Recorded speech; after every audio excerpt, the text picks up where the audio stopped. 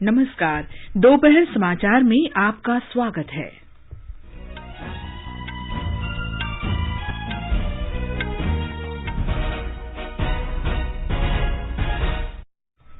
प्रधानमंत्री नरेंद्र मोदी की आज अमेरिका के राष्ट्रपति जो बाइडेन के साथ मुलाकात होगी।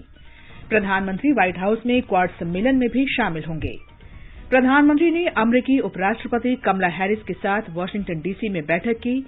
दोनों नेताओं ने मुक्त और समावेशी हिंद प्रशांत क्षेत्र का आह्वान किया। प्रधानमंत्री ने जापान और ऑस्ट्रेलिया के प्रधानमंत्रियों के साथ द्विपक्षीय बैठकें की। राष्ट्रपति रामनाथ कोविंद ने आज वर्चुअल माध्यम से 2019-20 के लिए राष्ट्रीय सेवा योजना पुरस्कार प्रदान किए। राष्ट्रव्यापी टीकाकरण अभियान के तहत अब तक 84 करोड़ 15 लाख कोविड रोधी टीके लगाए गए। स्वस्थ होने की दर 97.78% हुई।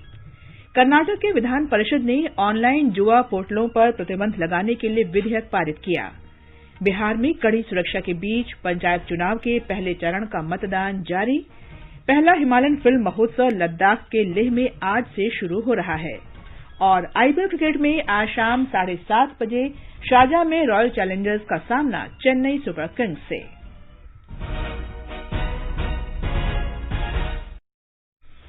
दोपहर समाचार में अलका सिंह के साथ मैं कनकलता। देश भर में 18 वर्ष से अधिक आयु वर्ग के लिए सरकारी केंद्रों में निःशुल्क कोविड टीकाकरण अभियान जारी है। युवाओं से आग्रह है कि टीका जरूर लगवाएं और अन्य लोगों को भी इसके लिए प्रोत्साहित करें। जब तक आवश्यक न हो घर से बाहर न निकलें और सुरक्षा के 3 आसान उपायों का पालन करें। मास्क लगाएं, 2 गज की सुरक्षित दूरी बनाए रखें, हाथ और चेहरा साफ रखें। कोविड संबंधी जानकारी और मार्गदर्शन के लिए राष्ट्रीय हेल्पलाइन नंबर 011-2397-8046 और 1075 पर संपर्क करें। और अब समाचार। प्रधानमंत्री नरेंद्र मोदी आज अमेरिका के राष्ट्रपति जो बाइडेन के साथ अपनी पहली व्यक्तिगत मुलाकात करेंगे। इसके बाद वे वाशिंगटन डीसी में क्वाड नेताओं की शिखर बैठक में हिस्सा लेंगे। प्रधानमंत्री के 2 महत्वपूर्ण कार्यक्रमों से क्या क्या अपेक्षाएं हैं, इसकी जानकारी के लिए सीधे चलते हैं वाशिंगटन में मौजूद हमारे विशेष संवाददाता अतुल कुमार तिवारी के पास। अतुल, आज का दिन बेहद महत्वपूर्ण है। प्रधानमंत्री अमेरिकी राष्ट्रपति जो बाइडेन से मिलने वाले हैं और फिर क्वाड नेताओं के साथ भी उनकी बैठक होगी। प्रधानमंत्री और मोदी और बाइडेन की बैठक पर आपके पास क्या जानकारी है? कनक, प्रधानमंत्री नरेंद्र मोदी और राष्ट्रपति जो बाइडेन के बीच होने वाली बहुप्रतीक्षित बैठक की तैयारियां हो चुकी हैं।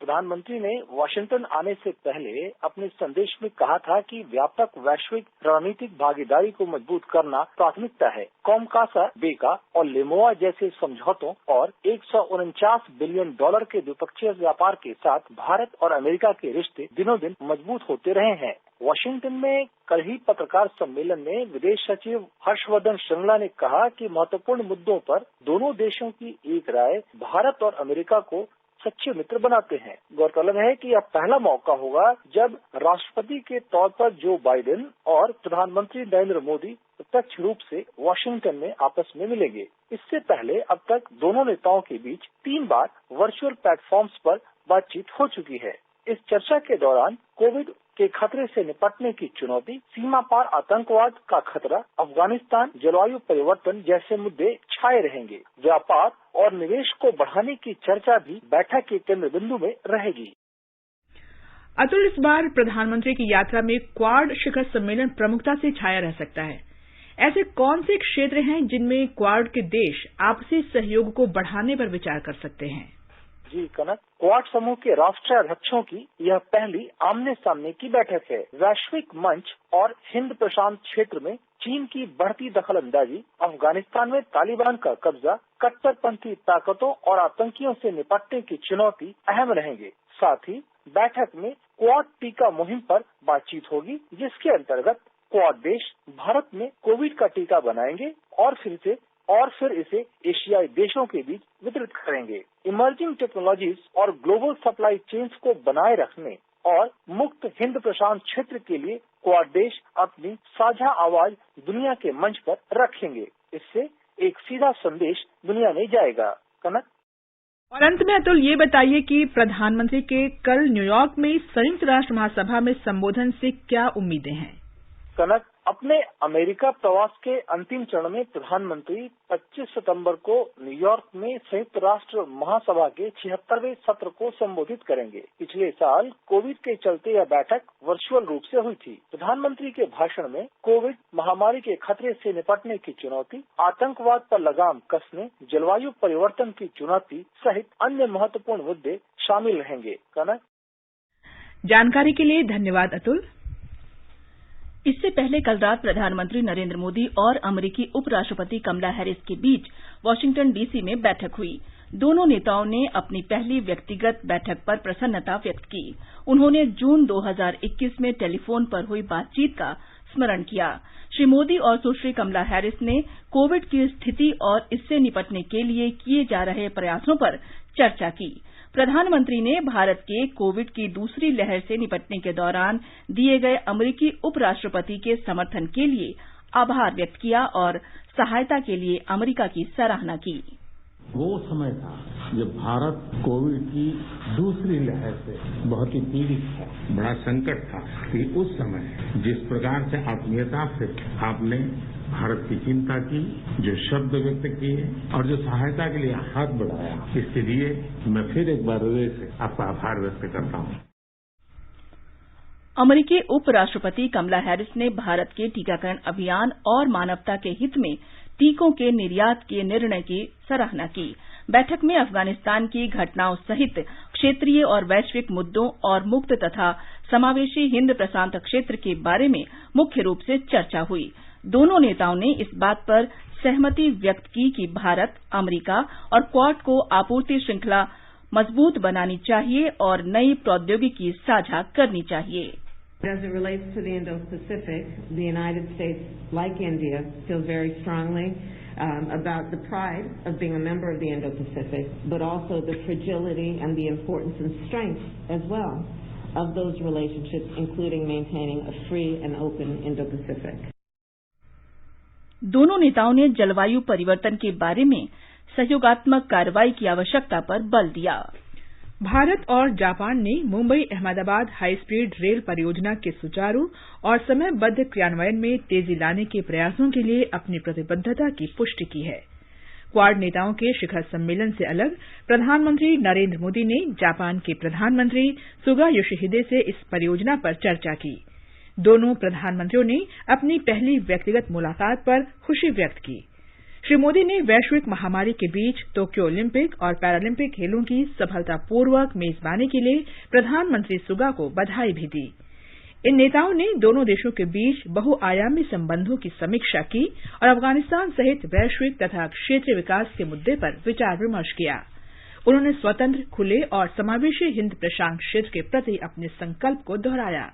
दोनों नेता रक्षा उपकरणों और प्रौद्योगिकियों के क्षेत्र में द्विपक्षीय सुरक्षा और रक्षा सहयोग बढ़ाने पर सहमत हुए। प्रधानमंत्री श्री मोदी ने क्वाड शिखर बैठक से इतर ऑस्ट्रेलिया के प्रधानमंत्री स्कॉट मॉरिसन के साथ द्विपक्षीय बैठक की। दोनों प्रधानमंत्रियों ने द्विपक्षीय, क्षेत्रीय और वैश्विक महत्व के कई मुद्दों पर विचार विमर्श किया। विदेश सचिव हर्ष श्रृंगला ने आज सुबह वाशिंगटन डीसी में प्रधानमंत्री नरेंद्र मोदी की कई सरकारी बैठकों और उद्योगपतियों के साथ मुलाकात के बारे में मीडिया को जानकारी दी। अमेरिका की उपराष्ट्रपति कमला हैरिस के साथ श्री मोदी के बैठक के बारे में श्री श्रृंगला ने कहा कि दोनों नेताओं ने अमेरिका और भारत के बीच द्विपक्षीय संबंधों की सराहना की। ये समाचार हमारी वेबसाइट newsonair.com/hindi और हमारे mobile app news on AIR पर भी उपलब्ध हैं। चलो मिलकर एक शुरुआत करें, चलो एक फैसला आज करें, मास्क नहीं तो टोकेंगे, कोरोना को रोकेंगे, चलो एक इरादा करते हैं, चलो कुछ वादा करते हैं, मास्क नहीं तो टोकेंगे, कोरोना को रोकेंगे। दोपहर समाचार में आपका फिर स्वागत है। राष्ट्रपति रामनाथ कोविंद ने आज वर्चुअल माध्यम से 2019-20 के लिए राष्ट्रीय सेवा योजना एनएसएस पुरस्कार प्रदान किए। नई दिल्ली के सुषमा स्वराज भवन में आयोजित पुरस्कार वितरण समारोह में सूचना और प्रसारण तथा युवा मामले और खेल मंत्री अनुराग ठाकुर और राज्य मंत्री निशित प्रामाणिक भी उपस्थित थे। इस अवसर पर श्री ठाकुर ने कहा कि युवा देश का भविष्य हैं। उन्होंने कहा कि राष्ट्रीय सेवा योजना के स्वयंसेवकों ने कोविड-19 महामारी के दौरान सामुदायिक सेवाओं के लिए पूरी लगन से काम किया है। राष्ट्रव्यापी टीकाकरण अभियान के अंतर्गत अब तक 84 करोड़ 15 लाख कोविड रोधी टीके लगाए जा चुके हैं। कल 72 लाख 20 हजार टीके लगाए गए। सक्रिय मामलों की दर 1% से भी कम होकर 0.89% रह गई है। ये इस वर्ष मार्च के बाद सबसे कम दर है। देश में अब सक्रिय मामलों की संख्या 3,162,000 है, जो 188 दिनों में सबसे कम है। पिछले 24 घंटे में 31,382 नए मामले सामने आए हैं। स्वस्थ होने की दर 97.78% है। करीब 32,542 मरीज स्वस्थ हुए। अब तक ठीक होने वालों की संख्या 3,28,48,000 से ऊपर हो गई है। मंत्रालय ने कहा कि जांच का काम तेजी से चल रहा है और अब तक 55 करोड़ 99 लाख नमूनों की जांच की जा चुकी है। केंद्र सरकार ने कहा है कि अब तक राज्यों और केंद्र शासित प्रदेशों को 81 करोड़ 39 लाख से अधिक कोविड रोधी टीके दिए जा चुके हैं। स्वास्थ्य मंत्रालय ने कहा है कि राज्यों, केंद्र शासित प्रदेशों और निजी अस्पतालों के पास 4 करोड़ 23 लाख से अधिक टीके अब भी बाकी हैं। मंत्रालय ने कहा कि 85 लाख से अधिक टीके जल्द ही उन्हें भेजे जाएंगे। कोविड संबंधी राष्ट्रीय हेल्पलाइन नंबर हमारी वेबसाइट newsonair.gov.in पर उपलब्ध हैं।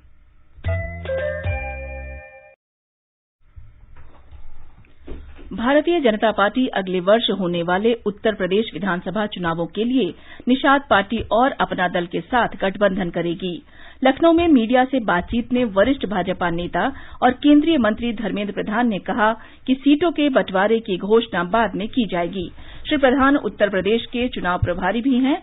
उत्तर प्रदेश विधानसभा में निषाद पार्टी का एक विधायक है। पार्टी प्रमुख संजय निषाद भी लखनऊ में प्रदेश भाजपा मुख्यालय में आयोजित संवाददाता सम्मेलन में उपस्थित थे। बिहार में पंचायत चुनाव के पहले चरण का मतदान कड़ी सुरक्षा के बीच शांतिपूर्ण तरीके से जारी है। सुबह 7 बजे शुरू हुआ मतदान शाम 5 बजे तक चलेगा। गया, औरंगाबाद और मुंगेर सहित 10 जिलों की 170 ग्राम पंचायतों में आज मतदान हो रहा है। मतों की गिनती 26 और 27 सितंबर को होगी। कर्नाटक विधान परिषद ने जुआ खेलने के ऑनलाइन पोर्टल पर प्रतिबंध लगाने के लिए एक विधेयक पारित किया है। विधेयक पर चर्चा के दौरान राज्य के गृह मंत्री अरगा ज्ञानेन्द्र ने कहा कि कर्नाटक पुलिस संशोधन विधेयक 2021 का उद्देश्य जुआ खेलकर सट्टाबाजी को प्रोत्साहित करने वाली सभी ऑनलाइन साइट पर प्रतिबंध लगाना है। विधेयक के पारित होने से पुलिस को ऐसी साइट को बढ़ावा देने वाले लोगों के खिलाफ कार्रवाई करने का अधिकार मिल जाएगा। आगे बढ़ने से पहले मुख्य समाचारों पर एक नजर। प्रधानमंत्री नरेंद्र मोदी की आज अमेरिका के राष्ट्रपति जो बाइडेन के साथ मुलाकात होगी। प्रधानमंत्री व्हाइट हाउस में क्वाड सम्मेलन में भी शामिल होंगे। प्रधानमंत्री ने अमेरिकी उपराष्ट्रपति कमला हैरिस के साथ वाशिंगटन डीसी में बैठक की। दोनों नेताओं ने मुक्त और समावेशी हिंद प्रशांत क्षेत्र का आह्वान किया। श्री मोदी ने जापान और ऑस्ट्रेलिया के प्रधानमंत्रियों के साथ द्विपक्षीय बैठकें की। राष्ट्रपति रामनाथ कोविंद ने आज वर्चुअल माध्यम से 2019-20 के लिए राष्ट्रीय सेवा योजना पुरस्कार प्रदान किए। राष्ट्रव्यापी कोविड टीकाकरण अभियान के तहत अब तक 84 करोड़ 15 लाख कोविड रोधी टीके लगाए गए। स्वस्थ होने की दर 97.78% हुई। कर्नाटक की विधान परिषद ने ऑनलाइन जुआ पोर्टल पर प्रतिबंध लगाने के लिए विधेयक पारित किया। बिहार में कड़ी सुरक्षा के बीच पंचायत चुनाव के पहले चरण का मतदान जारी। पहला हिमालयन फिल्म महोत्सव लद्दाख के लेह में आज से शुरू हो रहा है और आईपीएल क्रिकेट में आज शाम 7:30 बजे शारजाह में रॉयल चैलेंजर्स का सामना चेन्नई सुपर किंग्स से होगा। सूचना और प्रसारण मंत्री अनुराग ठाकुर आज लेह पहुंचे। लेह पर्वतीय परिषद के मुख्य कार्यकारी पार्षद और सांसद जामयांग सेरिंग नामग्याल ने हवाई अड्डे पर उनकी अगवानी की और लद्दाखी परंपरा के अनुसार उनका स्वागत किया। श्री ठाकुर आज लेह में पहले हिमालय फिल्म महोत्सव का उद्घाटन करेंगे। 5 दिवसीय महोत्सव के दौरान 12 हिमालयी राज्य और केंद्र शासित प्रदेशों की फिल्में दिखाई जाएंगी। श्री ठाकुर ने लद्दाख में भाजपा कार्यालय में पार्टी कार्यकर्ताओं के साथ एक बैठक की। आईपीएल क्रिकेट में आज शाम 7:30 बजे शारजाह में रॉयल चैलेंजर्स बैंगलोर का सामना चेन्नई सुपर किंग्स से होगा। कल रात अबुधाबी में कोलकाता नाइट राइडर्स ने मुंबई इंडियंस को 7 विकेट से हरा दिया। ये समाचार आकाशवाणी से प्रसारित किए जा रहे हैं। ताजा समाचार जानने के लिए आप हमारे Twitter handle @AIR News Hindi को फॉलो कर सकते हैं। ये आकाशवाणी है। भारतीय अर्थव्यवस्था के विकास में विनिर्माण क्षेत्र में तेज गति से प्रगति हो रही है। केंद्र ने देश को इस क्षेत्र में आत्मनिर्भर बनाने के लिए प्रधानमंत्री नरेंद्र मोदी के नेतृत्व में 25 सितंबर 2014 को मेक इन इंडिया पहल की शुरुआत की थी। इस पहल का उद्देश्य निवेश को सुविधाजनक बनाना, नवाचार को बढ़ावा देना और आधारभूत ढांचे में सर्वश्रेष्ठ निर्माण करना है। प्रधानमंत्री ने कहा था कि मेक इन इंडिया पहल की शुरुआत के बाद देश ने उत्पादकता और विकास में शानदार प्रगति की है। हमने भारत की अर्थव्यवस्था को जिस प्रकार के बदलाव लाना है, उस बदलाव में एक तरफ मैन्युफैक्चरिंग ग्रोथ को बढ़ाना है, एट द सेम टाइम उसका सीधा बेनिफिट हिंदुस्तान के नौजवानों को मिले, उसे रोजगार मिले, ताकि गरीब से गरीब परिवार की आर्थिक स्थिति में बदलाव आए, वो गरीबी से मिडिल क्लास की ओर बढ़े और उसका परचेजिंग पावर बढ़े, तो मैन्युफैक्चरिंग की संख्या बढ़ेगी, मैन्युफैक्चरिंग का ग्रोथ बढ़ेगा, रोजगार के अवसर उपलब्ध होंगे, फिर एक बार बाजार बढ़ेगा। ये एक ऐसा चक्र है, उस चक्र को आगे बढ़ाने की दिशा में ये महत्वपूर्ण काम आज ये शेर का कदम है, ये लाइन का स्टेप है, मेक इन इंडिया। देश को आत्मनिर्भर बनाने और विनिर्माण क्षमताओं को बढ़ाने के लिए उत्पादन से जुड़े प्रोत्साहन PLI भी लाए गए हैं। आकाशवाणी समाचार से विशेष बातचीत में वाणिज्य और उद्योग राज्य मंत्री अनुप्रिया पटेल ने कहा कि PLI जैसी कई योजनाएं और निर्वित जैसी अन्य योजनाएं देश को विनिर्माण और निर्यातक केंद्र बनाने में महत्वपूर्ण साबित हुई हैं। हमने प्रोडक्ट लिंक्ड इंसेंटिव स्कीम को इंट्रोड्यूस किया है और इस योजना के अंतर्गत भारत कैसे एक मैन्युफैक्चरिंग और एक्सपोर्ट हब बने, इसके लिए हम प्रोडक्शन वैल्यू पर 5 से 6% का इंसेंटिव दे रहे हैं। हमारे जो इस वर्ष की बजट घोषणा रही, उसमें 1,97,000 करोड़ का हमने एक आउटले भी इसके लिए घोषणा की है। इसके अलावा जो वर्ल्ड बैंक की ease of doing business report है, उसमें हमने देखा कि भारत ने कैसे 142वीं पोजीशन से 63वीं पोजीशन पे उछाल दिखाई है। आकाशवाणी का समाचार सेवा प्रभाग स्पॉटलाइट कार्यक्रम में विशेष श्रृंखला सेवा और समर्पण 20 साल सुशासन के प्रसारित कर रहा है। आज का विषय है आकांक्षी जिले। आकांक्षी जिले कार्यक्रम सबके विकास के प्रति प्रधानमंत्री नरेंद्र मोदी की परिकल्पना दर्शाता है। हमारा विशेष कार्यक्रम आज रात 9:15 पर FM गोल्ड चैनल और अतिरिक्त फ्रीक्वेंसियों पर सुना जा सकता है। आजादी का अमृत महोत्सव के हिस्से के रूप में आकाशवाणी समाचार आजादी के तराने शीर्षक से एक कार्यक्रम प्रसारित करता है। ये कार्यक्रम उन देशभक्ति गीतों पर आधारित है जिन्होंने स्वतंत्रता आंदोलन में लोगों में जोश भर दिया था। आजादी के तराने परिक्रमा कार्यक्रम में आज शाम 4:45 बजे प्रसारित किया जाएगा।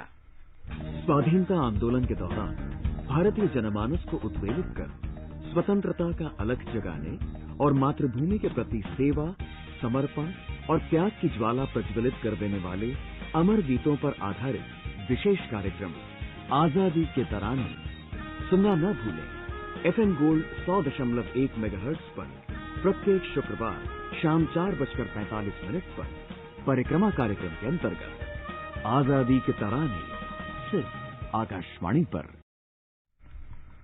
आजादी का अमृत महोत्सव के अंतर्गत आइए अब सुनते हैं आकाशवाणी की विशेष प्रस्तुति आजादी का सफर। आजादी का अमृत महोत्सव।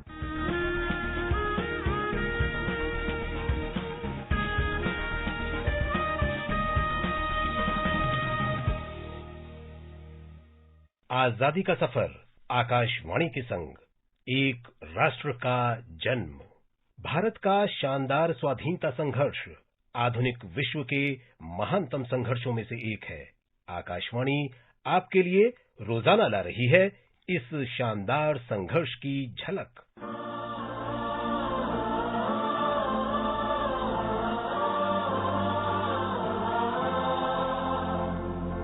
आज की कड़ी में हम बात कर रहे हैं भारत की महान क्रांतिकारी प्रीतिलता वद्दार की। स्वतंत्रता की बलिवेदी पर 24 सितंबर 1932 को उन्होंने अपने प्राण न्यौछावर कर दिए थे। तब उनकी उम्र महज 21 वर्ष की थी। स्वतंत्रता आंदोलन को लेकर उनमें बचपन से ही जुनून था। स्कूली दिनों से ही वो रानी लक्ष्मीबाई के अदम्य साहस से प्रभावित थीं। कोलकाता से पढ़ाई पूरी करने के बाद अपने शहर चटगांव लौटी और वहां के इंग्लिश मीडियम सेकेंडरी स्कूल में प्रधान अध्यापिका नियुक्त हो गयी। यहीं प्रीतिलता का संपर्क प्रसिद्ध स्वाधीनता सेनानी मास्टर दा सूर्यसेन से हुआ और वे क्रांतिकारी आंदोलन में शामिल हो गयी।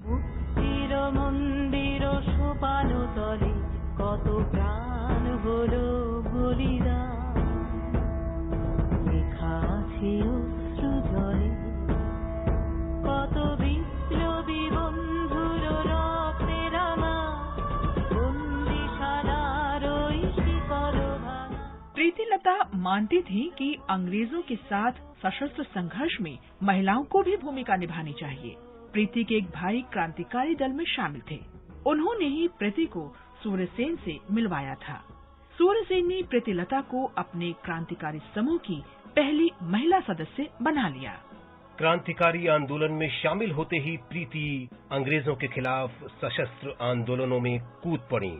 टेलीफोन और टेलीग्राफ दफ्तर को तबाह करने के साथ 1932 के जलालाबाद पहाड़ी पर स्थित रिजर्व पुलिस लाइन पर कब्जे के लिए हुए क्रांतिकारी ऑपरेशन में भी वो शामिल रहीं। क्रांतिकारियों की योजना के मुताबिक बाद में चटगांव में स्थित अंग्रेजों के क्लब पर धावा बोलने वाले दल की प्रीतिलता ने अगुवाई की।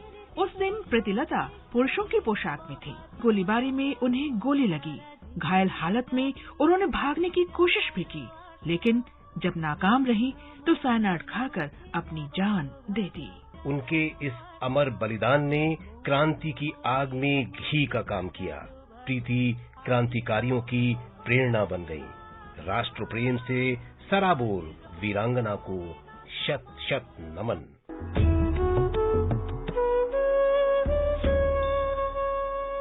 आज स्वाधीनता सेनानी भीकाजी रुस्तम कामा की जयंती भी है।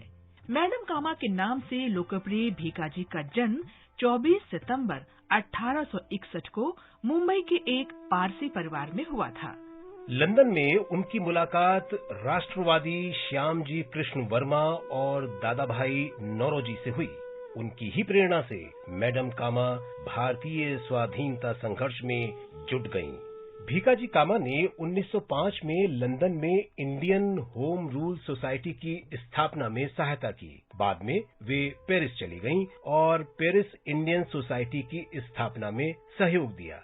विदेश में रहकर भारतीय आजादी के आंदोलन में शामिल कई लोगों के साथ मिलकर न सिर्फ क्रांतिकारी साहित्य लिखा, बल्कि उन्हें प्रकाशित करके लोगों तक पहुंचाने में महत्वपूर्ण भूमिका भी निभाई।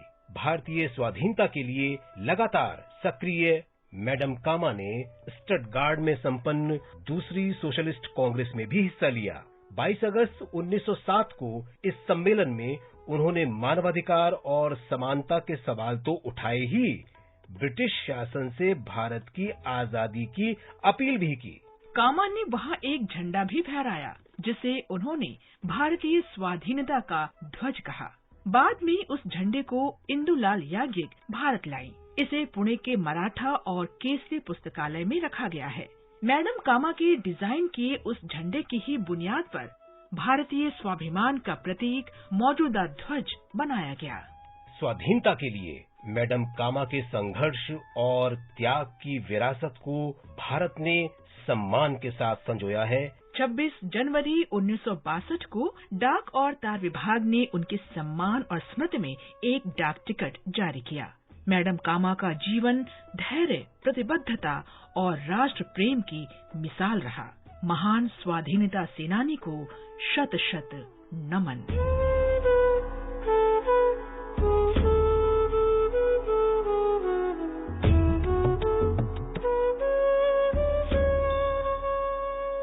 आजादी का सफर आकाशवाणी के संग में आज बस इतना ही। कल फिर मिलेंगे नई कड़ी के साथ।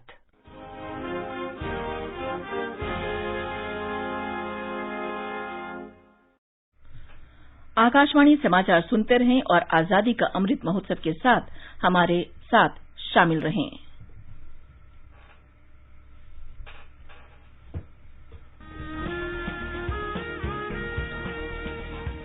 आजादी के 75 वर्षों का पर्व अमृत महोत्सव के पावन अवसर पर आकाशवाणी समाचार लेकर आया है अमृत महोत्सव क्विज। आप भी इस क्विज का हिस्सा बन सकते हैं। हमारे समाचार बुलेटिनों में पूछे गए स्वतंत्रता आंदोलन से जुड़े प्रश्नों का जवाब देकर आपसे ये सवाल प्रत्येक सोमवार और मंगलवार को सुबह 8 बजे प्रसारित होने वाले बुलेटिन समाचार प्रभात में पूछे जाएंगे। श्रोता ईमेल amritmahotsav@gmail.com पर अपने जवाब भेज सकते हैं। जवाब के साथ आप अपना नाम, पता और फोन नंबर भी भेजिए ताकि विजेता बनने पर हम आपसे संपर्क कर सकें। विजेता का चुनाव ईमेल पर मिले सही जवाबों में से लकी ड्रॉ के माध्यम से होगा और इसकी घोषणा अगले दिन इसी बुलेटिन में की जाएगी। विजेता को प्रमाण पत्र के साथ एक उपहार भी दिया जाएगा। साथ ही विजेता का नाम हमारे ट्विटर हैंडल पर भी फ्लैश होगा। तो आइए मनाएं आजादी के 75 वर्षों का पर्व अमृत महोत्सव आकाशवाणी समाचार के साथ।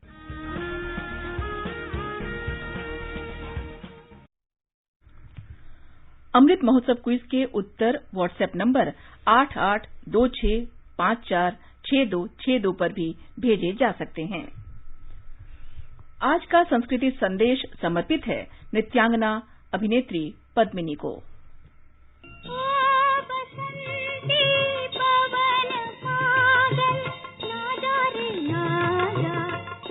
आज का संस्कृति संदेश समर्पित है नृत्यांगना अभिनेत्री पद्मिनी को, जिनकी आज पुण्यतिथि है। अभिनेत्री पद्मिनी का जन्म 12 जून 1932 को तिरुवनंतपुरम में हुआ था। 1948 में उनकी पहली हिंदी फिल्म कल्पना आई थी। इसके बाद बड़ी बहन ललिता और छोटी बहन रागिनी के साथ वे त्रावणकोर सिस्टर्स के नाम से मशहूर हो गयीं।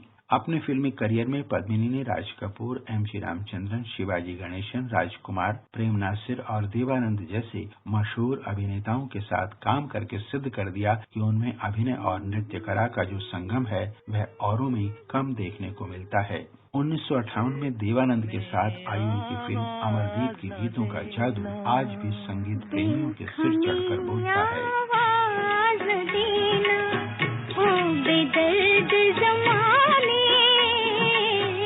पद्मिनी ने हिंदी के अलावा तेलुगु, तमिल, मलयालम फिल्मों में भी अभिनय किया है। 24 सितंबर 2006 को 74 साल की उम्र में पद्मिनी ने इस दुनिया को अलविदा कह दिया, लेकिन उनकी यादें आज भी लोगों के दिलों में ताजा हैं।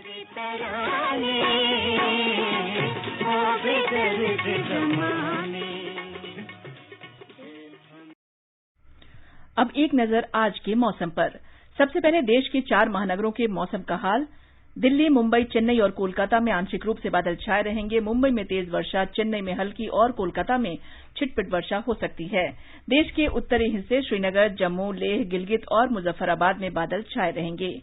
देश के पूर्वोत्तर क्षेत्र इम्फाल, शिलांग, कोहिमा, आइजोल, ईटानगर और गैंगटॉक में बादल छाए रहेंगे। 1-2 स्थानों पर हल्की या गरज के साथ वर्षा हो सकती है। अंत में मुख्य समाचार एक बार फिर। प्रधानमंत्री नरेंद्र मोदी की आज अमेरिका के राष्ट्रपति जो बाइडेन के साथ मुलाकात होगी। प्रधानमंत्री व्हाइट हाउस में क्वाड सम्मेलन में भी शामिल होंगे। प्रधानमंत्री ने अमेरिकी उपराष्ट्रपति कमला हैरिस के साथ वाशिंगटन डीसी में बैठक की।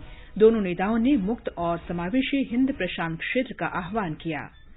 प्रधानमंत्री मोदी ने जापान और ऑस्ट्रेलिया के प्रधानमंत्रियों के साथ द्विपक्षीय बैठकें की। राष्ट्रपति रामनाथ कोविंद ने आज वर्चुअल माध्यम से 2019-20 के लिए राष्ट्रीय सेवा योजना पुरस्कार प्रदान किए। राष्ट्रव्यापी टीकाकरण अभियान के तहत अब तक 84 करोड़ 15 लाख कोविड रोधी टीके लगाए गए। पहला हिमालयन फिल्म महोत्सव लद्दाख के लेह में आज से शुरू हो रहा है। इसके साथ ही दोपहर समाचार का ये अंक समाप्त हुआ। नमस्कार।